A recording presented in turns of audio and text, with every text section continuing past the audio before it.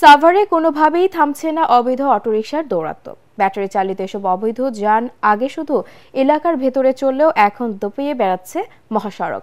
বিভিন্ন স্টপেজে আলাদা লেন থাকলেও কোনো নিয়মনীতি না মেনে যেখানে সেখানে যাত্রী ওঠানামা করছে এর চালকরা। বেপরোয়া এসব বাহনের কারণেই মহাসড়কে বেড়েছে দুর্ঘটনা। স্থানীয়রা বলছেন, প্রশাসনের প্রশ্রয়ে সাভার, আশুলিয়া, ধামরাইয়ে পাল্লা দিয়ে বাড়ছে এর সংখ্যা। সাভার থেকে শেখ বাশারের রিপোর্ট, জানাচ্ছেন জাহিদুল আলম। সাভারের হেমায়তপুর বাসস্ট্যান্ডের প্রতিদিনের চিত্র এটি।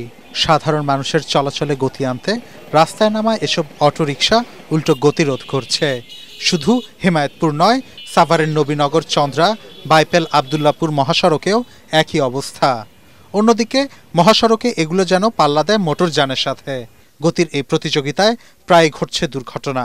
মারাত্মক জখম থেকে শুরু করে সড়কে প্রতিদিন প্রাণ ঝরছে বহু মানুষের।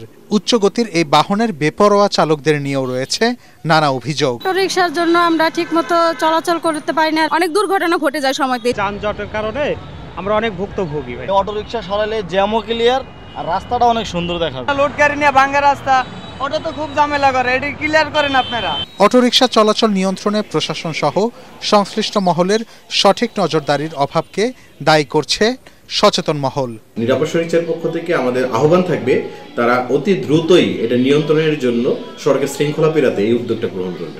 এদিকে মহাসড়কে অবৈধ অটোরিকশা চলাচল বন্ধে নিয়মিত কার্যক্রম পরিচালনার কথা জানায় সাভার হাইওয়ে থানা পুলিশ। অটোরিকশা বা ব্যাটারি চালিত থ্রি হুইলার তারা অনেকে অবৈধভাবে চলাচলের চেষ্টা করতেছে। আমরা প্রতিনিয়ত এই অটোরিকশাগুলোর বিরুদ্ধে আইনগত ব্যবস্থা নিচ্ছি এবং আমাদের কার্যক্রম ভবিষ্যতে আরো জোরদার হবে।